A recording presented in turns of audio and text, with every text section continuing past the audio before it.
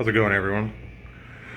I got this lamp from my deceased grandmother. My aunt had it for years, and it was in terrible shape when I got it, and I had to do about 10 hours of cleaning on it and polishing just to get it looking like this. And it had the original motor in it, and I got the original motor working. However, it started overheating and oil drips down. It's an exposed motor, those little old motors.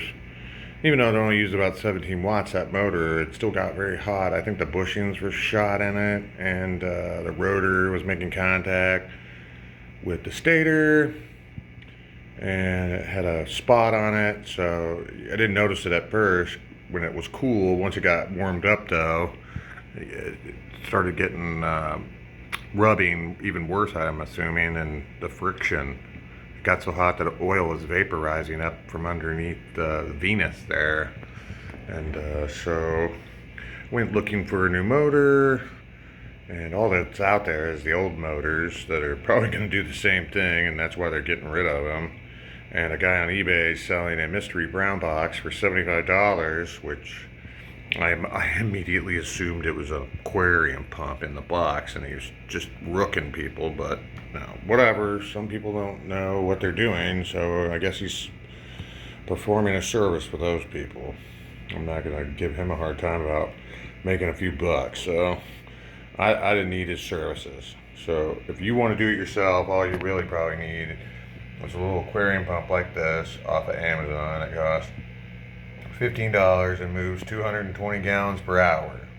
I yanked the front of it off because, well, that little adjuster thing there and the oil don't get along. It causes cavitation on the impeller, and it won't feed right. So you yank that off and it immediately works right. And well, you might think that 220 gallons an hour is too much for this little lamp, but it keeps up with it just fine. The oil's so thick, it moves it pretty quick, but there's an overflow and it keeps up with it just fine. And the lamp comes on quickly, so you turn it on within probably about 30 seconds. I've got oil going down every one of them lines. It's been sitting here for an hour running already, so it's not like it's gonna ever overflow. So I wouldn't be afraid of that. I mean, if you're worried about it, you can maybe step the motor down, the pump down to maybe a 180, a 160. I probably wouldn't go much lower than a 160 for a small lamp. Like this is a 30-inch lamp, so you got to take into account lift when you're lifting liquids. And I have a couple of fish tanks, so that helps me in this particular instance. Plus, it's oil and it's a lot thicker than water, so you better make sure it's a good little pump, and it'll fit inside there. That's all you really need to do. And then I replaced the light bulb with a modern LED bulb. If you run one of them old incandescent bulbs in there that's 50, this says no more than 60 watts in there. The sticker is still up in there. I read it. I can imagine put a 60-watt bulb in there and just cook the oil. All that heat just trapped right in there. And you got all your oil sitting right in this area all the way around, just getting cooked by a hot light bulb. And then down there, that motor, an exposed motor with oil dripping on it. So, yeah, whatever. It's modernized now. Back in the day, these things probably used between 60 and 80 watts, depending on what bulb you put it on there. You could put a lower bulb in it. It'd just be really dim. But most people probably put, between a 40 and 60 watt bulb in there, so it actually gave them usable light. And that produces quite a bit of heat.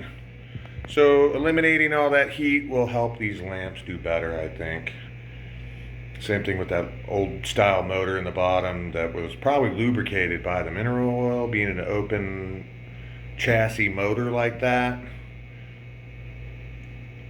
But once it goes bad and then starts getting too hot, then you start vaporizing oil. As long as that motor stays cool, the oil would not vaporize. Anyway, it's probably just a bad design. It's made in the early 70s, so. And I got this thing down to 19 and a half watts. But not too bad. It's not too bad. So that's all you need to do to repair one of these things. You don't need to pay 75. I mean, you can pay $75. I mean, the guy probably gives you everything you need in there. With one of these, you don't necessarily get the hosing and stuff with it, but since I have aquariums, I have all that stuff laying around. So you might need a fitting, a hose clamp or some piece of hosing along with doing this too. So I mean, the guy provides a service. I mean, I bust his balls too bad. Anyway, there you go. That's that.